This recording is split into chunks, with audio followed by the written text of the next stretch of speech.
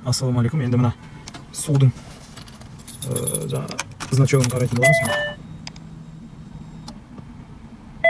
Су жетіспейді деп тұр, бірақ мында су нормально полный. Мынау судың ішіне бүйтіп салған кезде мынау көтерілу керек қой бізде. Бұл көтерілмейді, сондықтан және бұлап табамыз. Достар, міне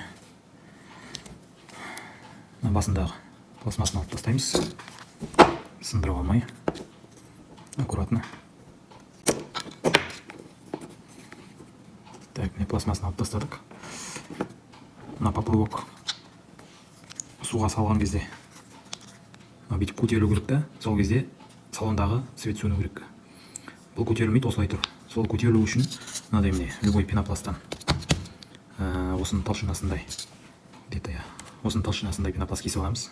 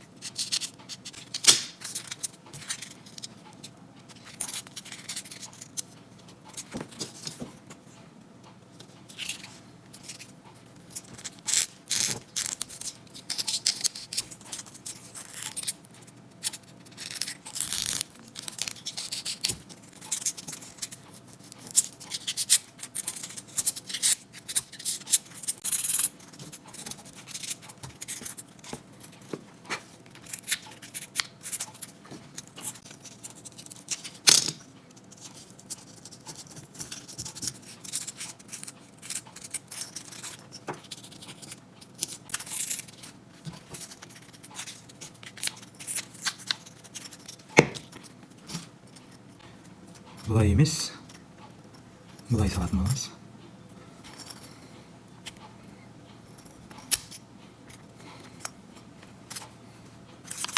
Машинаға салмастан бұрын осылай суға салып тексеріп көреміз. Оның алдында поплавоктың өзі көтермей тұрған. Осылай деу керек. Енді машинаға салып тексереміз. Машинаға салып жатырмыз. Жаңа баклажкаға тексергендей